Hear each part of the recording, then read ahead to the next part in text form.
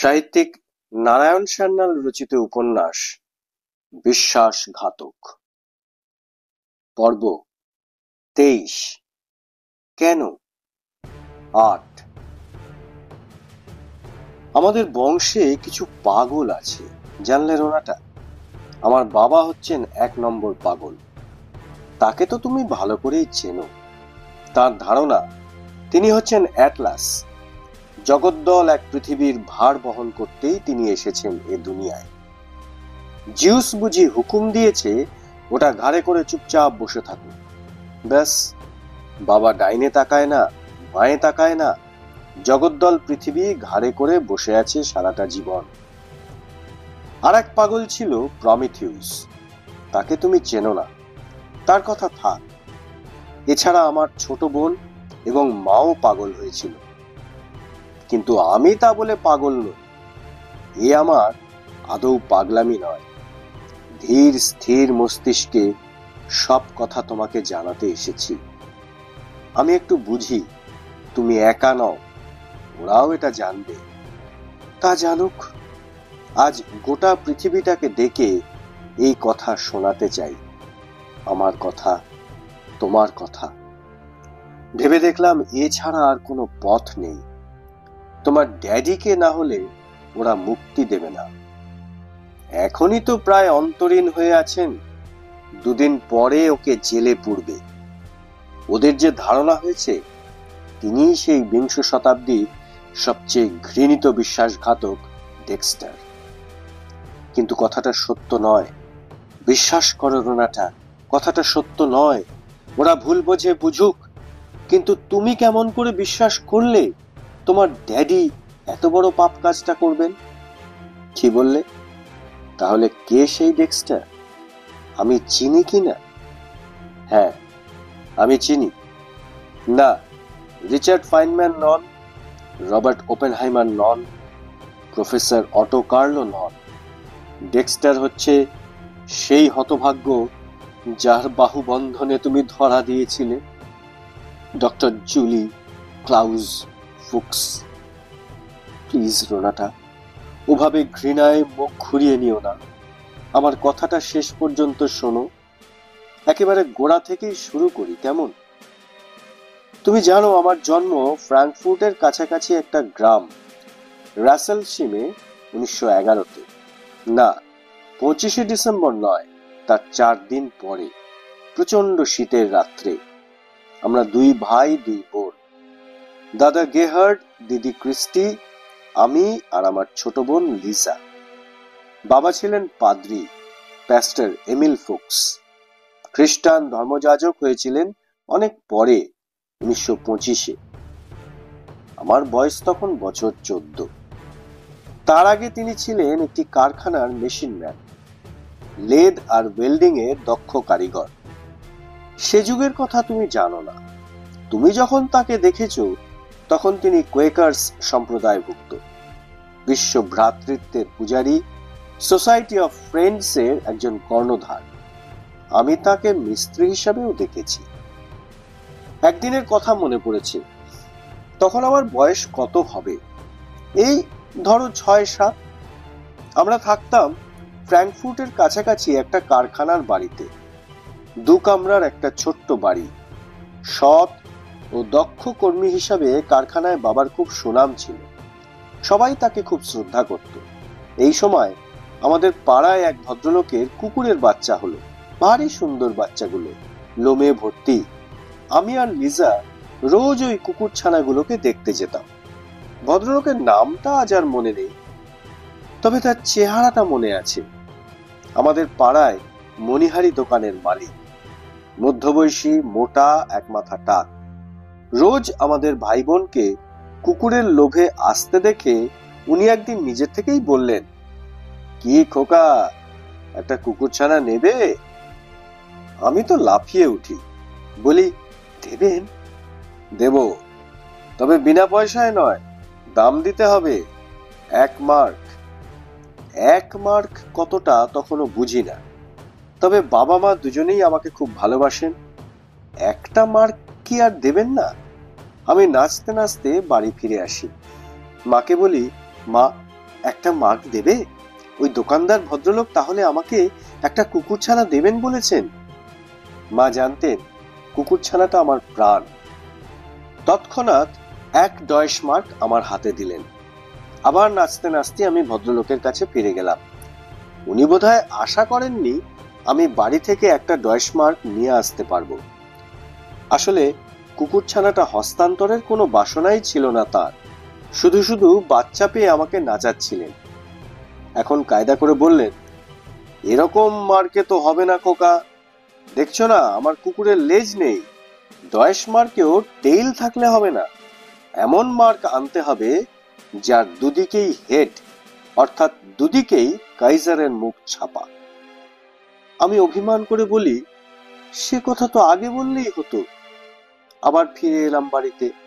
মাকে বলি, এ মার্কে হবে না মা, কুকুরের যে লেজ নেই, দুমুখে রাজার ছাপওয়ালা মার্ক একটা দাও।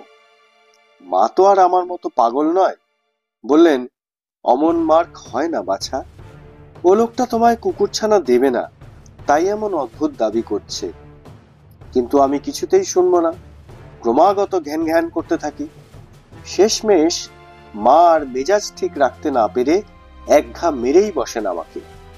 অভিমানে আমি সারাদিন জলস্পর্শ করি না।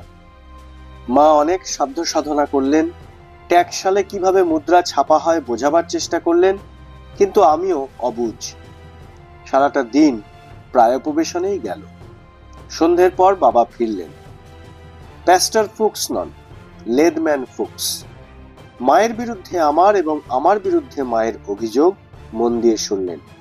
তারপর মাকেই ধমক দিলেন, তা তুমিও তো আচ্ছা বাপু, শুনছো কুকুরটার লেজ নেই, বাক্স খুঁজে দুদিকে রাজার মুখওয়ালা একটা মার্ক ওকে দিলেই পারতে। মা রাগ করে বললেন, তুমি ওকে খেপিয়ে তুলছো, এমনিতেই পাগল ছেলেটা সারাদিন খায়নি। বাবা বাধা দিয়ে বললেন, তুমি থামো দেখি। তারপর আমাকে বললেন, ঠিক আছে খোকা, কাল তোমাকে আমি অফিস থেকে অমন একটা মার্ক এনে দেব, চলো এবার আমরা খেয়ে নি। আমি সোৎসাহে বলি, তোমার অফিসে অমন দুমুখ মার্ক আছে? কত? মা বাবাকে ধমক দেন, কেন নাচাচ্ছ ওকে, কাল আবার এই কাণ্ড হবে।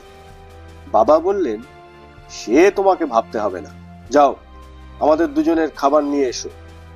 পরদিন সারাটা দিনমান আমি বাবার ফেরার পথ চেয়ে বসে থাকি। সন্ধ্যার পর তিনি ফিরতেই আমি লাফিয়ে উঠি, আমার সেই দুমুখ মার্ক। বাবা অন্যমনস্কের মতো পকেট থেকে একটা মার্ক নিয়ে আমার দিকে ছুঁড়ে দিলেন। কুড়িয়ে নিয়ে আমি একেবারে লাফিয়ে উঠি, দুদিকেই হেড, টেল নেই। তখনই ছুটে বেরিয়ে গেলাম এবং মিনিট 15 পরে কাঁদতে কাঁদতে ফিরে এলাম বাড়িতে। দেখি ইতিমধ্যে মা বাবার জন্য খাবার বেড়ে দিয়েছেন। বাবা কিন্তু খেতে বসেননি, আলমারি থেকে তার দোনলা বন্দুকটা নিয়ে পরিষ্কার করছেন। আমি ফিরতেই বললেন, কি হলো জুলি, কাঁদছিস কেন, কুকুরছানা কই? আমি চোখ মুছতে মুছতে বলি, দিল না, বললে এটা অচল মার্ক। বাবা উঠে দাঁড়ালেন, বন্দুকটাও তুলে নিলেন হাতে, বললেন, আয় দেখি আমার সঙ্গে। মা পেছন থেকে ডাকেন, কোথায় যাচ্ছ? এই যাও, ও লোকটা কুকুরছানা দেবে না, বুঝতে পারছো না? খাবারটা তুলে রাখো, ফিরে এসে খাবো। আমার বয়স আগেই বলেছি তখন ছিল মাত্র 6 কি 7, তবে দৃশ্যটা স্পষ্ট দেখতে পাই আজও। বাবা ছিলেন অত্যন্ত শান্ত নম্র স্বভাবের মানুষ, কোনোদিন তাকে রাখতে দেখিনি, অথচ সেদিন তাকে জ্বলন্ত আগ্নেয়গিরির মতো জ্বলে উঠতে দেখেছিলাম। বাবার সেই রুদ্রমূর্তির সামনে দোকানদার ভদ্রলোক একেবারে কেঁচো। বাবা বললেন, আপনি মানুষ না জানোয়ার মশাই, আমার ছেলেকে কেন এভাবে মিথ্যা প্রলোভন দেখিয়েছেন, জবাব দিন। লোকটা আমতা আমতা করে বলে, কিন্তু এটা যে অচল মার্ক স্যার।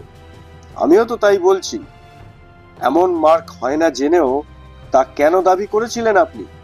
আপনি কি চান, জার্মানির সব শিশু বড় হয়ে আপনার মতো জোচ্চোর হোক? আমার মতো জোচ্চোর? জোচ্চুরি নয়, প্রথমত অসঙ্গত দাবি, দ্বিতীয়ত ও তা পূরণ করার পরেও আপনি আপনার প্রতিশ্রুতি রাখেননি। আপনি কুকুরছানাটি একে না দিলে আমি আপনাকে কাঠ গড়ায় দাঁড় করাবো, পাবলিক নুইসেন্স হিসাবে মাজায় দড়ি পড়াবো আপনার। ভদ্রলোক হাত দুটি জোর করে বলেন, স্যার নিয়ে যান আপনার কুকুরছানা, ওই অচল মার্কে আর আমার প্রয়োজন নেই। আমি বরং উল্টে আপনাকে 5 মার্ক দিচ্ছি। শুধু বলে যান অমন একটা দুমুখ মার্ক কোথা থেকে পয়দা করলেন আপনি। কুকুরছানা নিয়ে আমরা ফিরে এলাম। তুমি হয়তো ভাবছো এসব অপ্রাসঙ্গিক কাহিনী কেন শোনাচ্ছি তোমাকে। অসংলগ্ন গল্প নয় রোনাটা, এই কাহিনীটাও প্রাসঙ্গিক। আমি যা করেছি তা কেন করেছি বুঝতে হলে তোমাকে জানতে হবে কিভাবে আমি গড়ে উঠেছি। সেদিন বুঝতে পারিনি, আজ বুঝি। কি পরিশ্রম করে সেই দক্ষ কারিগরটি 2টি মার্ককে মাঝামাঝি মেশিনে চিরে আবার জোড়া দিয়েছিলেন। কেন? তার উদ্দেশ্য ছিল তার সন্তান যেন জুয়াচুরি না শেখে। 6 বছরের ছেলের কথার খেলাফ হতে দেবেন না বলে এতটা পরিশ্রম করেছেন। এইভাবেই তিনি চরিত্রটা গঠন করতে চেয়েছিলেন। আমার বয়স যখন 14, তখন বাবা কোয়েকার্স হলেন, বিশ্ব ভ্রাতৃত্বের পূজারী। চার্চের অনুষ্ঠান ভিত্তিক ধর্মের ভরং নয়, তিনি জিসাসের ওই একটি বাণীকেই মূল মন্ত্র করলেন, লাভ দাই নেবার। বিশ্বপ্রেম, মানব প্রেম মন্ত্র হলো তাঁর। ব্যক্তিগত সুখ সুবিধা বিসর্জন দিয়ে আমাদের বাড়ির আর সবাই রাতারাতি ধার্মিক হয়ে উঠল, কেউ আন্তরিক, কেউ বাবাকে খুশি করতে। একমাত্র ব্যতিক্রম 14 বছরের একটি কিশোর, প্রহ্লাদ কুলে দৈত্য, এই জুলিয়ান ক্লাউস ফুক্স। মনে মনে আমি নিরীশ্বরবাদী ছিলাম, মনে করতাম ধর্ম একটা ভরং। বিজ্ঞান চর্চা শুরু করেছি তখন, যার প্রমাণ নেই তা মানি না। বিজ্ঞানসম্মত প্রমাণ দাও ঈশ্বর আছেন, তবেই মানব, নচেত নয়। অবশ্য আমার এই মনোভাব কাউকে কখনো বলিনি। বাবা সেটা টের পেলেন আরো 2 বছর পরে, আমার 17 জন্মদিনে। জন্মদিনে বাবা আমাকে উপহার দিলেন জিসাসের একটা ছবি, ফ্রেমে বাঁধানো। আমার পড়বার টেবিলে সেটা রেখে দিলেন আর নিজে হাতে লিখে দিলেন সুইস বিদ্রোহী কবি উইলিয়াম টেলের একটি 4 লাইনের কবিতা, চির উন্নত বিদ্রোহী শির লোটাবে না কারো পায়ে, তোমারই শুধু করিব প্রণাম অন্তরতম প্রভু। জীবনের শেষ শোণিত বিন্দু দিয়ে যাব দেশ ভাইয়ে, রহিবে বিবেক সে শুধু আমার, বিকাবো না তারে কভু। বললেন, জুলি, এটাই আমার জীবনের ব্রত, এই ব্রতে তুমিও দীক্ষা নাও। আমি জবাব দিইনি। পরদিন বাবা ঘুম ভেঙে উঠে দেখলেন জিসাসের ছবিখানি তাঁর টেবিলের উপর রাখা। কারণটা জানতে আমার ঘরে উঠে এলেন। দেখলেন ওই কবিতার 2য় লাইনটা আমি মুছিয়ে দিয়েছি। বাবা বিস্মিত হয়ে প্রশ্ন করলেন, এর হেতু কি? আমি কবিতার শেষ পংক্তিটা আবৃত্তি করলাম মাত্র। বাবা কিন্তু রাগ করেননি। দীর্ঘ সময় আমার সঙ্গে আলোচনা করেছিলেন, কিন্তু আমার মত পরিবর্তন করতে পারেননি। বিজ্ঞান যা জানতে পারেনি আমি তা কিছুতেই মানতে পারলাম না। আমি নিরীশ্বরবাদী হওয়ায় বাবা নিশ্চয় দুঃখিত হয়েছেন, আহত হয়েছেন, কিন্তু জোর জবরদস্তি করেননি, মেনে নিয়েছেন আমার যুক্তি। তিনি বলতেন, সময় হলেই প্রভু যিশু মেষ শাবকের মতো তোমাকে কোলে টেনে নেবেন। লাইপজিগ কলেজে ভর্তি হলাম। ওই সময়ই কার্ল মার্কস পড়তে শুরু করি, দাস ক্যাপিটাল এবং এঙ্গেলসের ভাষ্য। এতদিনে পথের সন্ধান পেলাম, হাতে পেলাম আমার বাইবেল। আমি কমিউনিস্ট হলাম মনে প্রাণে। কলেজে পার্টি পলিটিক্সে যোগ দিয়েছি, সক্রিয় অংশ নিয়েছি। শেষ পর্যন্ত অবশ্য হেরে গেলাম আমরা। ন্যাশনাল সোশিয়ালিস্টরা ক্ষমতা দখল করল, অর্থাৎ হিটলারের নাৎসি পার্টি। 1933-এ একদিন কিয়েল থেকে ট্রেনে করে বার্লিন যাচ্ছি। হঠাৎ খবরের কাগজে দেখলাম ওরা রাইখস্ট্যাগে আগুন দিয়েছে, কমিউনিস্ট ছাত্রদের ধরে ধরে হত্যা করছে। তৎক্ষণাৎ কোটের হাতা থেকে আমি পার্টি ব্যাজটা খুলে ফেললাম। কলেজে আর গেলাম না। শুরু হলো আমার আন্ডারগ্রাউন্ড জীবন। প্রথম মাস 2 জার্মানিতেই ছিলাম। পালিয়ে পালিয়ে। শুনলাম আমাদের বাড়িতে নাৎসি ছাত্ররা চড়াও হয়েছিল, হামলা করেছে বাবার উপর। কলেজের হস্টেলেও আমাকে তন্ন তন্ন করে খুঁজেছে। ধরা পড়লে ওরা নিশ্চয়ই আমাকে হত্যা করত, কিন্তু ওরা আমাকে ধরতে পারেনি। সীমান্ত পেরিয়ে চলে গেলাম ফ্রান্সে। পারিতে ছিলাম প্রথমে, তারপর উদ্বাস্তু হিসাবে চলে গেলাম ইংল্যান্ডে। এর পরের অধ্যায়টা তুমি জানো। আশ্রয় পেলাম একটি কোয়েকার্স পরিবারের। ওই পরিবারের একটি মেয়েকে ভালোবেসে ফেললাম। মেয়েটিও আমাকে তীব্রভাবে ভালোবেসে ফেলে, কিন্তু আমি যে তার আগেই আমার জীবনের ব্রত স্থির করে ফেলেছি। বাবা ছিলেন বিশ্ব ভ্রাতৃত্বের পূজারী, আমি বিশ্ব সাম্যবাদের। আমার জীবনের লক্ষ্য হলো হিটলারকে তাড়িয়ে আমরা কমিউনিস্টরা বার্লিন দখল করব। আমার সে স্বপ্ন আজ সফল হয়েছে রোনাটা। 1945-এর 30 এপ্রিল সেই রাইখস্ট্যাগের উপর কাস্তে হাতুড়ি আঁকার লাল পতাকাটা আমরা উড়িয়েছি। কিন্তু এ কি জার্মানি ফেরত পেলাম আমরা? বার্লিনের মাঝামাঝি উঠল পাঁচিল। এপারেও জার্মানি, ওপারেও জার্মানি, অথচ দুদিকের মানুষ আজ স্বদেশবাসী নয়। তাদের মাঝখানে আজ দুস্তর ব্যবধান। মন্ত্রগুপ্তি জিনিসটা আছে আমার রক্তে। আমি যে সাম্যবাদের পূজারী তা ঘুণাক্ষরে জানতে পারেনি কেউ আমি ইংল্যান্ডে আসার পর। এখানে আমি ছিলাম ভালো ছেলে, ছাত্রানাম অধ্যয়নং তপ। দিনে 18 ঘন্টা বিজ্ঞান চর্চা করেছি, সে তুমি দেখেছ। কিন্তু তুমিও জানতে পারোনি আমি রাত জেগে রাজনীতির বই পড়তাম। মার্কস, এঙ্গেলস, লেনিনের বাণী আমার কণ্ঠস্থ। আমাদের বিশ্ববিদ্যালয়েও ছিল অনেক কমিউনিস্ট। তাদের সঙ্গে আমি কিন্তু কোনো যোগাযোগ রাখিনি, কারণ আমি লুকিয়ে কাজ করতে চেয়েছিলাম। স্কটল্যান্ড ইয়ার্ড সিকিউরিটি ক্লিয়ারেন্স দেওয়ার সময় আমার বিরুদ্ধে কিছুই খুঁজে পায়নি। ছিল একটি মাত্র রিপোর্ট। হিটলারের গেস্টাপো বাহিনী আমাকে ফেরত পাঠাতে বলেছিল প্রাকযুদ্ধ যুগে। বলেছিল আমি নাকি কমিউনিস্ট। স্কটল্যান্ড ইয়ার্ড সে রিপোর্টের উপর কোনো গুরুত্ব আরোপ করেনি, কারণ নাৎসিরা তাদের বিরুদ্ধবাদীদের বিরুদ্ধে যাচ্ছে তাই মিথ্যা কথা বলতো। উদ্বাস্তু জীবনে প্রথমেই স্থির করেছিলাম একলা চলার পথে চলব। তাই চলেছি সারা জীবন। এমনকি যে মেয়েটিকে ভালোবেসেছিলাম তাকেও মন খুলে বলতে পারিনি আমার গোপন কথা। আমার জীবন উৎসর্গীকৃত। যে কোনো দিন আমি ধরা পড়ে যেতে পারি, তৎক্ষণাৎ অবধারিত মৃত্যু। তাই মেয়েটিকে গ্রহণ করতে পারিনি। তাছাড়া আরো একটি বাধা ছিল, সেটা অনতিক্রম্য।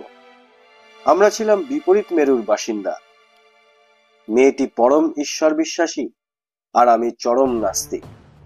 মেয়েটির কাছে ধর্মই ছিল জীবনের নিউক্লিয়াস, আমার জীবনের নিউক্লিয়ার ফিজিক্স ছিল ধর্ম। তথাকথিত ধর্ম আমার কাছে আফিংয়ের নেশা। কেমন করে মেলাবো বলো এমন বিপরীত মেরুর বাসিন্দাকে? অথচ কি আশ্চর্য দেখো, কি অদ্ভুত ঘটনাচক্র।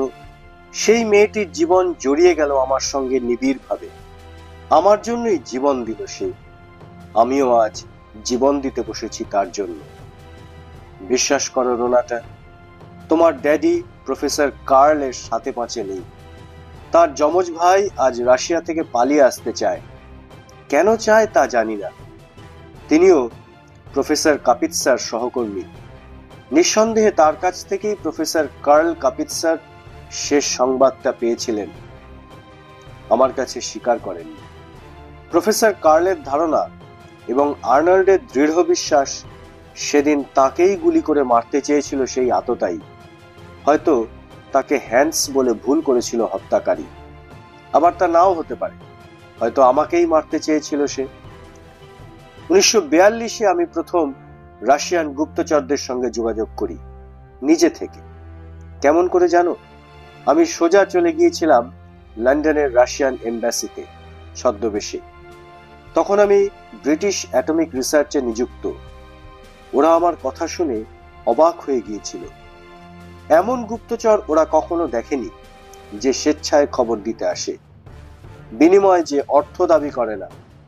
ওরা বললে এরপর যেন কোনো কারণেই ওদের এম্বাসিতে না আসি। যোগাযোগ রক্ষা করত একটি ছেলে, তার আসল নামটা জানি না।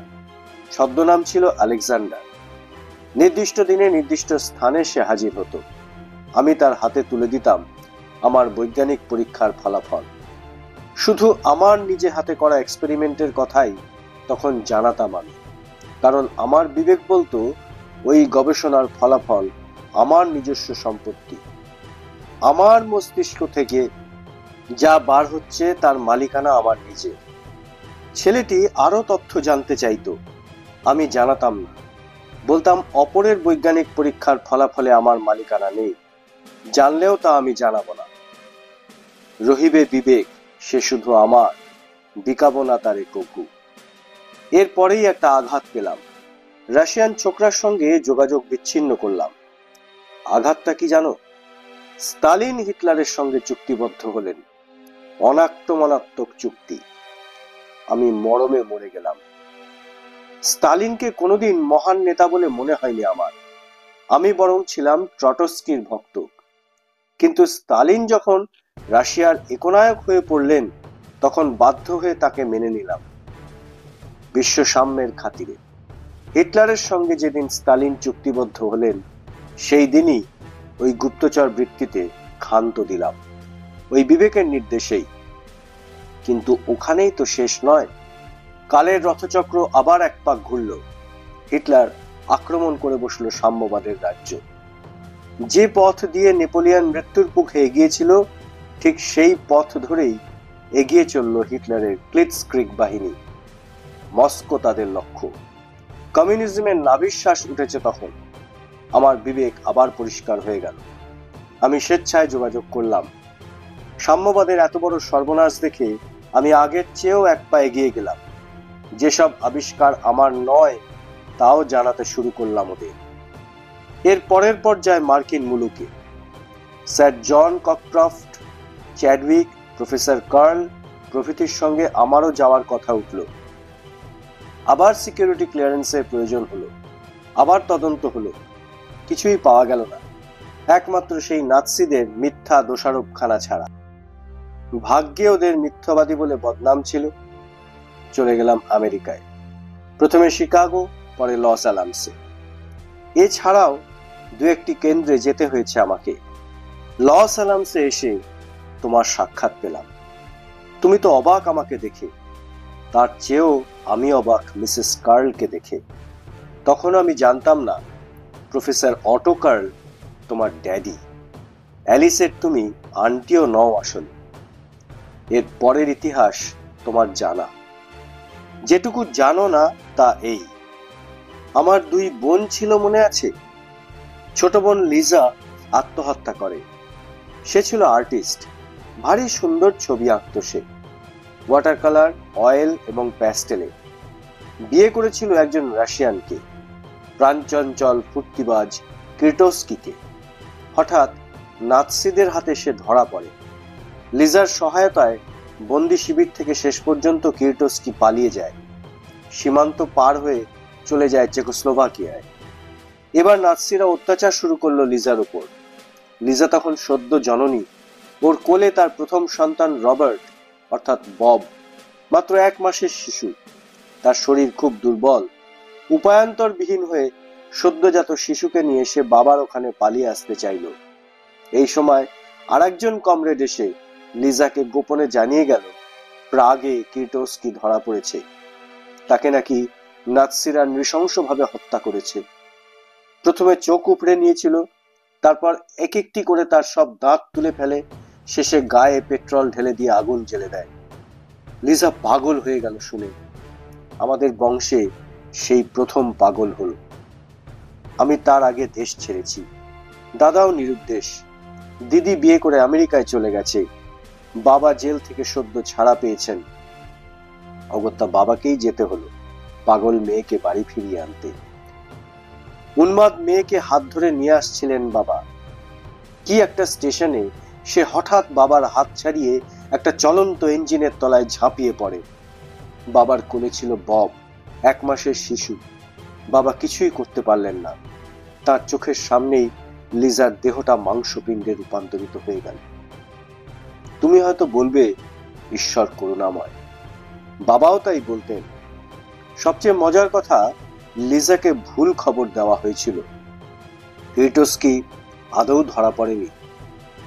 সে আজও বহাল তবিয়তে জীবিত, রাশিয়ায় বিয়ে থা করেছে, ঘর সংসার করছে। শুনে এবারও বাবা বললেন, ঈশ্বর করুণাময়। মা কিন্তু তা বললেন না, উল্টে এবার তিনি পাগল হয়ে গেলেন। তবে ঈশ্বর করুণাময় বলেই বোধ করি তাকে বেশি দিন কষ্ট পেতে হয়নি। এবার তিনিও আত্মহত্যা করে বসলেন। ল্যাঠা চুকে গেল। দাদা নিরুদ্দেশ, আমি পলাতক, ক্রিস্টি আমেরিকায়, তা হোক। গোটা পৃথিবীর বোঝা যখন বইতে পারছেন, তখন আর এ শাঁকের আঁটিটাকে কি আর কাঁধে নিতে পারবেন না? বৃদ্ধ অ্যাটলাস মানুষ করতে থাকেন মা হারা ববকে। আমার কৌতূহল হয়ে জানতে, ববের পড়ার টেবিলের উপরেও কি বিশ্ব ভ্রাতৃত্বের পূজারী উইলিয়াম টেলের সেই 4 লাইনের কবিতাটি উৎকীর্ণ করে দিয়েছিলেন? ববও কি মুছে দিয়েছিল দ্বিতীয় লাইনটা? কি কথা যেন বলেছিলাম? হ্যাঁ, লস অ্যালামসের কথা। সেখানে মাস 6 কাজ করার পরে কদিনের ছুটি নিয়ে আমি চলে গেলাম ম্যাসাচুসেটসে। সেখানে কেমব্রিজে থাকতো ক্রিস্টি আর তার স্বামী হেইনম্যান। ক্রিস্টিকে আমি আগেই খবর দিয়েছিলাম। এয়ারপোর্টে ওরা আমায় নিতে এসেছিল, এক মার্কিন বন্ধুর গাড়ি নিয়ে। আলাপ হলো মার্কিন ভদ্রলোকটির সঙ্গে, বেশ আমোদ এলো। নাম হ্যারি গোল্ড। দিন 7 ছিলাম ক্রিস্টিদের বাড়িতে। ওর মধ্যেই একদিন সুযোগ করে হ্যারি নিরিবিলিতে আমাকে বলল, ডক্টর ফুক্স, নিরিবিলিতে তোমার সঙ্গে দুটো কথা বলবো বলে দীর্ঘদিন ধরে সুযোগ খুঁজছি। আমি অবাক হয়ে বলি, বলো কি? তোমার সঙ্গে আলাপিত হয়েছে আজ 5 দিন। হ্যারি গোল্ড ঝুঁকে আসে আমার কাছে, প্রায় কানে কানে বলে, আই কাম ফ্রম জুলিয়াস। অর্থাৎ আমি জুলিয়াসের কাছ থেকে আসছি। আমার রক্তের মধ্যে একটা শিহরণ খেলে গেল। এটাই ছিল আমাদের সংকেত। ওই কোড মেসেজ নিয়েই দীর্ঘদিন পূর্বে আলেকজান্ডার আমার সঙ্গে যোগাযোগ করে। কিন্তু সাবধানের মার নেই। Harry Gold American. সে FBI নিযুক্ত কাউন্টার স্পায়োনেজ এজেন্ট হতে পারে। আমি ন্যাকা সেজে বলি, তার মানে আমার গাড়িতে ওঠো। নির্জনে এসে সে অকাট্য প্রমাণ দাখিল করে। সে দীর্ঘদিন ধরে আমার পিছন পিছন ঘুরছে, রাশিয়ান গুপ্তচর সংস্থা KGBর নির্দেশে। আমি ওদের সঙ্গে যোগাযোগ হারিয়ে ফেলেছি, ওরা আমাকে বলেনি। ইতিমধ্যে আমি ম্যানহাটন প্রজেক্টের অন্যতম মূল খুঁটি হয়েছি। পারমাণবিক বোমার আকার ও আয়তন আমিই কষে বার করেছি। সেটাও বোধহয় KGB জানে। কিন্তু লস অ্যালামসের সতর্ক প্রহরার ভিতর কিছুতেই আমার সঙ্গে যোগাযোগ করতে পারছিল না। শুধু আমার জন্যই হ্যারি গোল্ড ক্রিস্টিনের সঙ্গে বন্ধুত্ব করে অপেক্ষা করে বসে আছে কবে আমি ওদের ওখানে আসব। এক কথায় রাজি হয়ে গেলাম। স্থির হলো 4 মাস পরে সান্তা ফেতে কাস্টিলো ব্রিজের কাছে আমি গোপন তথ্যটি হস্তান্তরিত করব। হ্যারি নিজে আসবে না, আসবে তার এজেন্ট। তারিখটা স্থির হলো 11ই অগস্ট। সময় সন্ধ্যা 6:10। কোড মেসেজ ওই একই, আই কাম ফ্রম জুলিয়াস। তবু সাবধান হলাম আমি। আমরা দুজনে বসে কথা বলছিলাম একটি নির্জন পাব হাউসের একান্তে। মদের বিলটা আমি 2 টুকরো করে একটা টুকরো পকেটে রাখলাম। হ্যারিকে বললাম, তোমার এজেন্টকে যেন এই বাকি 8খানা কাগজ আমাকে দেখায়, তাহলে নিশ্চিত বুঝতে পারবো যে সে তোমার কাছ থেকেই আসছে। যে রিপোর্টখানা আমি তাকে দেব তার দাম $1 বিলিয়ন। আমি একেবারে নিশ্চিন্ত হতে চাই। কত বড় হবে তোমার রিপোর্ট? অত্যন্ত ছোট, একটা মাইক্রোফিল্ম থাকবে একটা পলমল সিগারেটের প্যাকেটে। মন দিয়ে শোন, তোমার এজেন্ট যেন অতি অবশ্যই একটা পলমলের ভর্তি সিগারেটের প্যাকেট আর লাইটার রাখে তার ডান পকেটে। আমি আমার প্যাকেটটা বাড়িয়ে ধরে বলবো, দেশলাই আছে। সে আমার হাত থেকে প্যাকেটটা নেবে, নিজের পকেটে ঢোকাবে এবং পর মুহূর্তেই তার প্যাকেট আর লাইটার বার করবে। আমরা দুজনে 2টি সিগারেট ধরাবো আর তারপর পরিবর্তিত প্যাকেটটা নিয়ে আমি ফিরে আসব। চমৎকার পরিকল্পনা। সর্বসমক্ষেই ইচ্ছা করলে লেনদেনটা তাহলে হতে পারবে। তাই হওয়াই ভালো। যত গোপন করতে যাবে ততই ধরা পড়ার ভয়। ঠিক কথা। কিন্তু আর একটা কথা, বিনিময়ে আমরা তোমাকে কি দেব? বিনিময়ে? না, কিছু দিতে হবে না। তা কি হয়? জুলিয়াস সেটাও জানতে চেয়েছে। জুলিয়াসকে বলো তারা আমাকে খুঁজে বার করেনি, আমি তাদের দ্বারস্থ হয়েছিলাম। গরজটা তাদের নয়, আমার। ঘুষ আমি চাই না, নেব না। ঠিক আছে, জুলিয়াসকে বলবো। 4 মাস পরে নির্দিষ্ট স্থানে জিনিসটা পৌঁছে দিলাম আমি। কি অদ্ভুত ঘটনাচক্র দেখো, ওই 11ই অগাস্টেই যুদ্ধ শেষ হলো। মদ কিনবার অছিলায় আমি চলে এলাম লস অ্যালামস থেকে সান্তা ফেতে। মদের আসরে যারা উপস্থিত ছিল তাদের অ্যালিবাই ছিল পাকা, এফবিআই এর ধারণা। মূর্খগুলো ভেবে দেখেনি ওই মদ কিনতে যে সান্তা ফেতে গিয়েছিল তার ঘন্টা দুয়েকের মতো অনুপস্থিতিকালে কোনো সাক্ষী নেই। তুমি বিশ্বাসঘাতককে ঘৃণা করো, তাই না রোনাটা? আগে আমার কথা সবটা শোনো, তারপর জানিও আমাকে ঘৃণা করো কিনা। আমি সজ্ঞানে স্বেচ্ছায় এ কাজ করেছি, অর্থের লোভে নয়, ব্যক্তিগত সুবিধার জন্য নয়। তবে কেন কেন? আমেরিকা আজ বিধ্বংসী মারণাস্ত্রের একচেটিয়া মালিক, মনোপলি বিজনেস। গর্বে তার মাটিতে পা পড়ে না। ধরাকে সে সরাজ্ঞান করেছে, কিন্তু কে তার হাতে তুলে দিল এই সম্পদ? কারা? তাদের কয়জন আমেরিকান? যে 6 জন প্রাক যুদ্ধ যুগে ওই সম্ভাবনার প্রথম 5টি দুরূহ সোপান অতিক্রান্ত করেছিলেন তাদের একজনও মার্কিন নন। রাদারফোর্ড, চ্যাডউইক, কুরি দম্পতি, ফেরমি আর অটো হান। ইংল্যান্ড, জার্মানি, ফ্রান্স, ইতালি, আবার জার্মানি। আমেরিকা কই? তারপর দেখো ওই 5 জনের প্রাথমিক নির্দেশ সম্বল করে যে বৈজ্ঞানিক দল হাতে কলমে পরমাণু বোমাকে বাস্তবায়িত করলেন তারাও অতলান্তিকের এপারের মানুষ।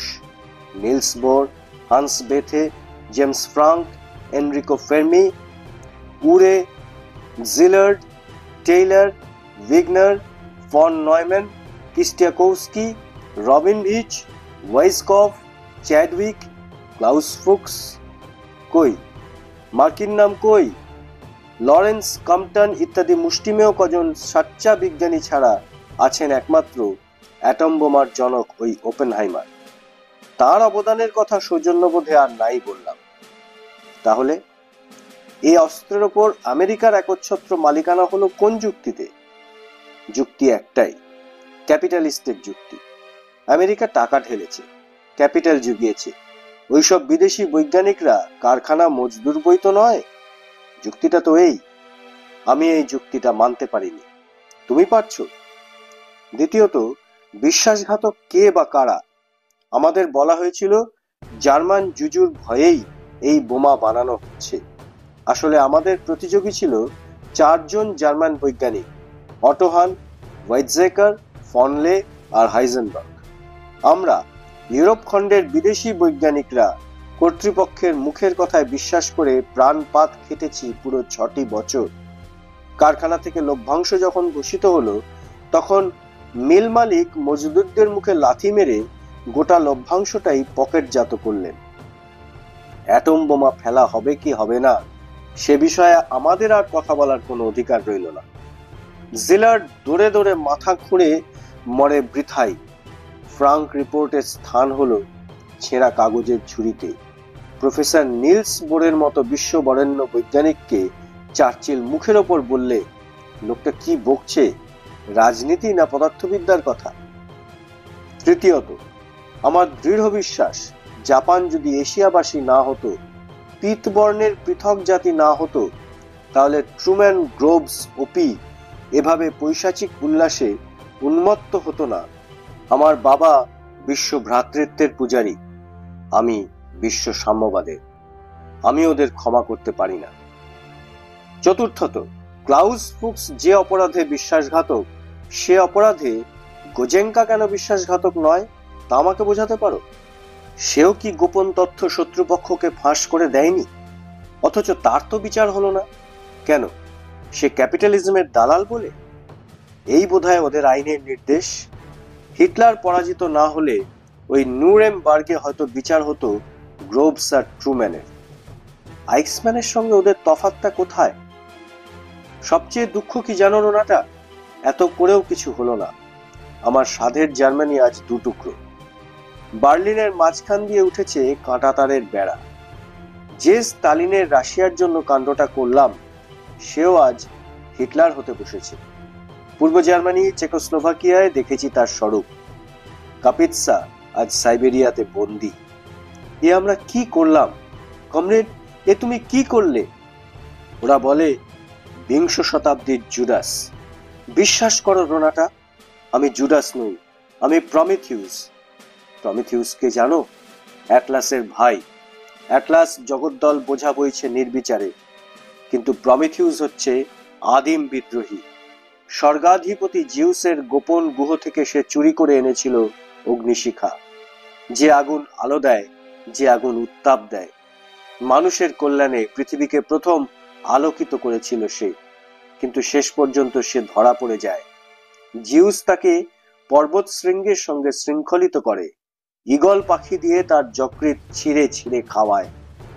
আমাকে ওরা অবশ্য ধরতে পারেনি, আমি নিজেই ধরা দিলাম স্বেচ্ছায়। লিজা পাগল হয়ে গিয়েছিল, মাও পাগল হয়ে গিয়েছিলেন। বিশ্বাস করো রোনাটা, আমি কিন্তু পাগল হইনি। জানি এ স্বীকারোক্তির পরিণাম কি? প্রমিথিউসের শেষ পরিণাম? না, কৃতকার্যের জন্য আমি বিন্দু মাত্র অনুতপ্ত নই। যা করেছি সজ্ঞানে, স্বেচ্ছায় করেছি। সুযোগ পেলে আবার এ কাজ করব। স্বীকার করছি সম্পূর্ণ অন্য কারণে, অনুশোচনায় নয়। আমার সামনে এখন খোলা আছে দুটি মাত্র পথ। পটাশিয়াম সায়ানাইডের ক্যাপসুল রয়েছে আমার পকেটে, এই রাখলাম টেবিলের উপর। যারা বিচারের প্রহসন করে আমার যকৃৎ ঈগল দিয়ে খাওয়াবার আদেশ দেবে, তারা শুনে রাখুক, অনায়াসে এই মুহূর্তে তাদের হাত এড়িয়ে যেতে পারি আমি। কেন যাচ্ছি না জানো? তার দুটি কারণ। আমি পদার্থ বিজ্ঞানী, কেমিস্ট নই। তাই কেসিএন এর চেয়ে কিলোভোল্টকে আমি বেশি চিনি, ক্যাপসুলের চেয়ে ইলেকট্রিক চেয়ার। সেটাও আসল কথা নয়। আসল কথা এবার চুপি চুপি বলি, শুধু তোমাকেই বলছি। ইতিমধ্যে আমার অদ্ভুত একটা পরিবর্তন হয়েছে, জানলে? ডায়ালেকটিক্যাল মেটেরিয়ালিজমের ব্যাখ্যা খুঁজে পাচ্ছি না। সেটা যে কি তা এদের বলতে যাওয়া বৃথা, এরা বুঝবে না। তোমার কাছে তো যাচ্ছি, তোমাকে বলবো, বুঝবে তুমি।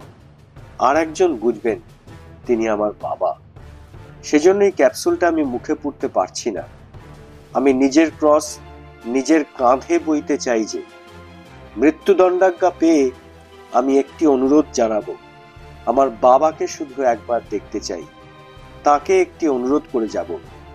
আমার সমাধির ওপর কবি উইলিয়াম টেলের ওই 4টি লাইন কবিতা যেন তিনি উৎকীর্ণ করিয়ে দেন। হ্যাঁ, 4টে লাইনই, প্রথম দুটি সমেত। চির উন্নত বিদ্রোহী শির লোটাবে না কারো পায়ে, তোমারেই শুধু করিব প্রণাম অন্তরতম প্রভু। জীবনের শেষ শনিত বিন্দু দিয়ে যাব দেশ ভাইয়ে, রহিবে বিবেক সে শুধু আমার, বিকাবো না তারে কভু।